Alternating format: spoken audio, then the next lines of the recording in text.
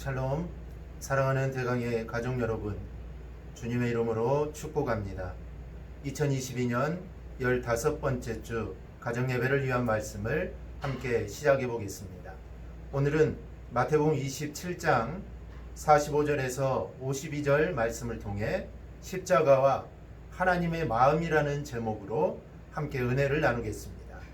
여러분은 십자가를 보면 어떤 생각이 드십니까? 주님은 인류의 죄를 대속하시기 위하여 십자가에 죽으셨고 물과 피를 다 쏟으시고 운명하셨습니다. 이 십자가는 우리에게 엄청난 메시지를 전해줍니다.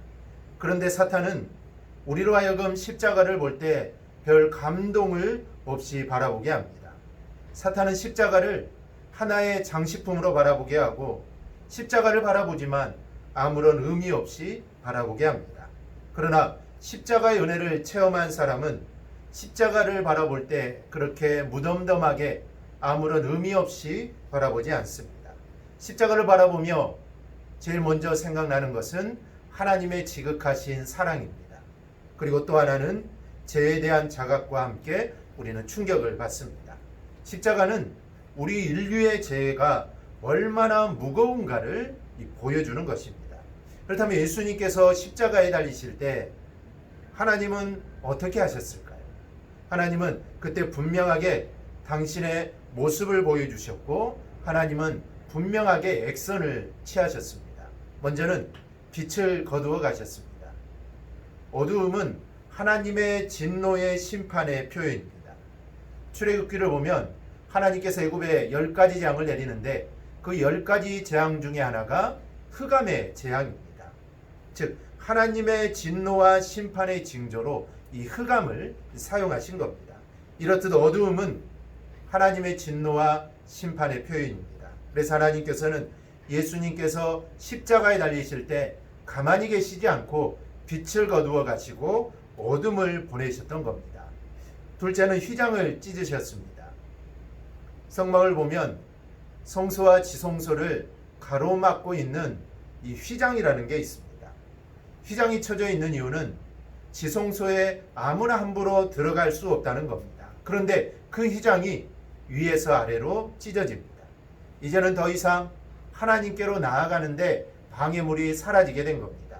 누구나 하나님 앞으로 나아갈 수 있고 누구나 하나님 앞에 나와 예배드릴 수 있다는 것입니다. 셋째는 죽은 자가 살아났습니다. 이 사건은 두 가지 의미가 있습니다.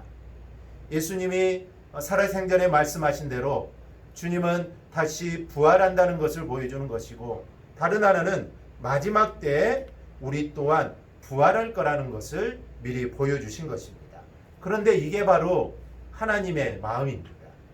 하나님의 마음을 지금 표현한 것입니다. 너무나 놀라운 은혜와 소망을 우리에게 보여주신 것입니다. 그렇다면 우리는 이 땅에서 어떻게 살아야 할까요? 오늘 말씀을 통해 우리 성도에게 이 고난이 있다는 것을 우리는 알게 됩니다. 하지만 하나님은 예수님이 십자가를 지실 때 절대로 침묵하지 않았습니다. 하나님은 이길 수 있는, 감당할 수 있는 힘을 우리에게 주실 겁니다. 그러므로 함께 하시는 하나님을 믿고 십자가의 길, 고난의 길을 우리는 가야 합니다. 여러분, 주님과 동행하며 연합하는 것이 무엇입니까?